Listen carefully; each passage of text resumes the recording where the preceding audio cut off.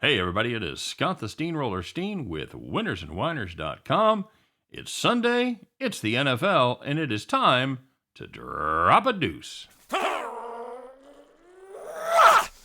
All right, there you go. That's my new sound effect, guys. Thanks very much. It's good to be with you, everybody. Welcome to the NFL. As always, if you're having some fun with what we're doing here, we appreciate the thumbs up. Give everybody a chance to hit it here right at the beginning. Get ready, smash that thumb. There you go. Thank you very much for the effort. And of course, check out winnersandwhiners.com for deep dives into every game every single day. And it is always free.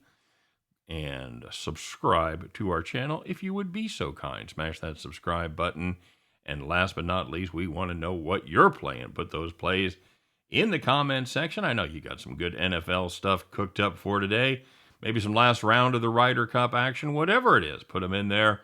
You get them right, we'll give you the shout out. You get enough of them right, and you could be the capper of the day. All right, guys. Well, quick recap of yesterday from the Deep Three. We do go 2-1 as the Black Knights took care of business against Miami of Ohio. Holy crap, what a drive. If you guys were watching that game, they had a 99-yard, 11-minute drive, including going for it on 4th and 1 from their own 10-yard line. Why? Because that's what the math says to do. God bless you. They made it and kept the drive alive and ended up scoring the touchdown, taking any thoughts of competing in that game right out of Miami's head. So that was a nice win there. Arkansas State, Tulsa over 64. Wish they were all that easy, kids. I really do. And, of course, the Iowa Hawkeyes pretty much came out and shat the bed for pretty much, about 3/4 of the game there and played around with Colorado State. Colorado State, stop it.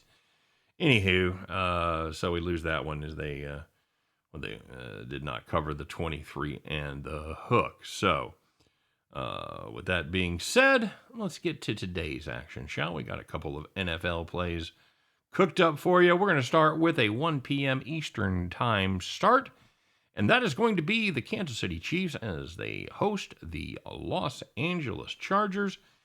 Guys, we are going to play this game, and we are going to play the Chargers. You know, I can't look past that effort from the rush defense, really for the first two games. Now, granted, the Chiefs played two pretty good running teams, as they were certainly able to have success. Was Baltimore and Cleveland arguably has the best tandem of runners in the NFL. So, you know, we certainly can't discount the quality of the backs they have faced, but here's the deal. They've got some schematic problems that I'm just not sure they can fix in a week. I'm not sure they can fix it in a season.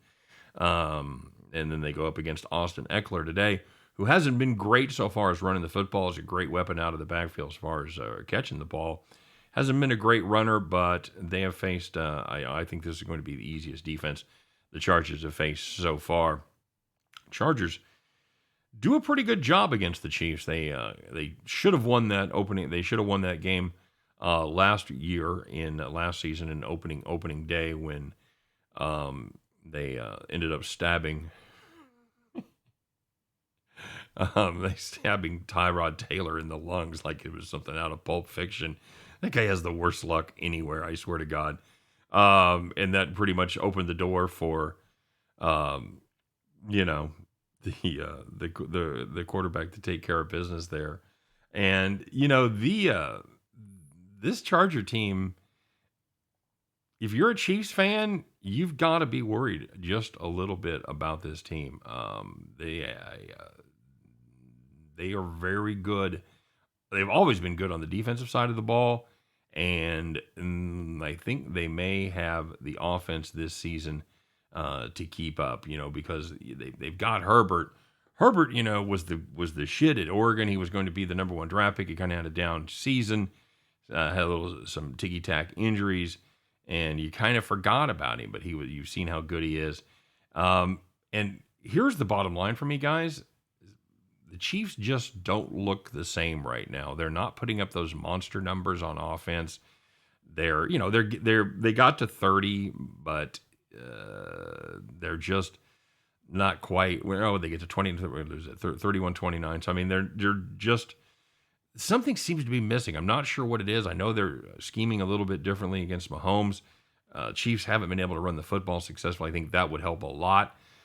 But here's what you have to remember about the Chiefs, guys. Like it or not, depending on what matrix you use, they're either 2-11, their last 13 against the number, or they're 1-11-1. So either way, they're an abysmal team at covering the number. I think they probably win this one, although you want to sprinkle the Chargers money line. Wouldn't be the worst thing in the world. Things could get funky today. I'm going to play the Chargers plus the 7 points. And we're going to finish up with the night game, or that is the night game. It's the Packers at the Niners. Packers plus 3. We're going to ride the green and gold right here, guys. This Green Bay defense, kind of like the Chiefs, they can be had on the ground. Unfortunately, Niners are running out of backs. Trey Sermon coming off a concussion. He's been cleared to play, but I don't think him, Jock Patrick, and Trenton Cannon are the trio that's going to get it done. The Niners are also really banged up in the defensive backfield. Now, they got away with it against Jalen Hurts, barely, but I think Aaron Rodgers may be a little better than Jalen Hurts, at least at this point in his career, and should have a fair amount of success against the San Francisco defensive backfields.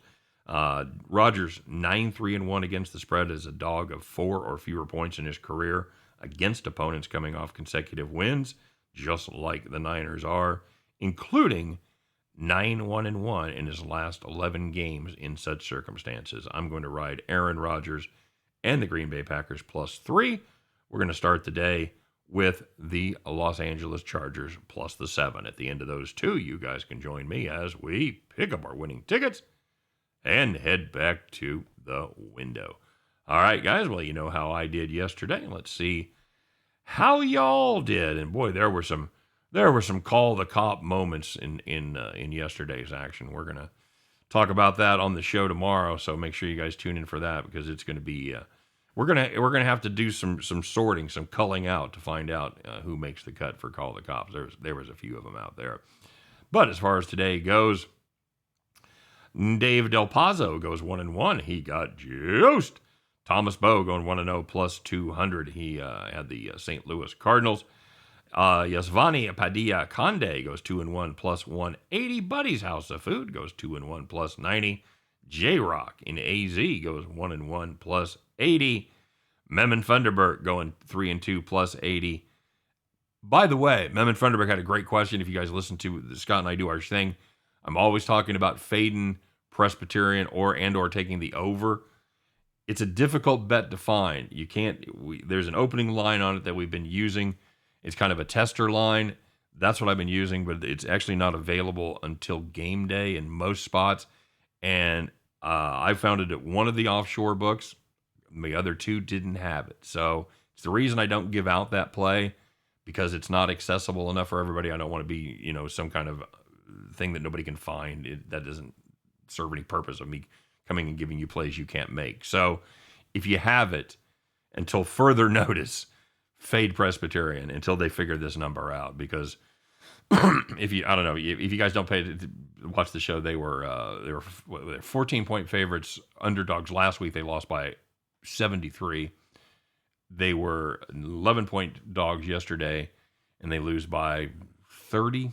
And they had a 23-0 lead and underwent a 63-7 run against them. God, they're so bad. They're not playing on the same level. They're a non-scholarship program.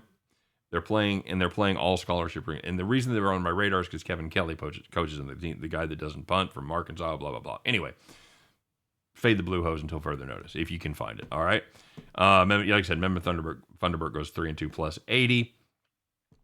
But your cappers of the day, we're going to award a couple here. Thomas Bowe had a perfect day. He's always puts the number of units in correctly, like he's always betting it. But I give him credit if he has a perfect score. So 1-0 plus 200. We're going to make him co-capper of the day with Doc Brown, who had a very fine day going 4-1 plus 9. So Thomas, Doc, congratulations, gentlemen, because you two are the cappers of the day. Well done. Well done to the rest of us. Let's go out there and keep it going. You guys have a great NFL day. Hope every one of those tickets in your pocket turns into cash money when you head back to the window. Thanks for watching. We'll see you next time. Bye-bye.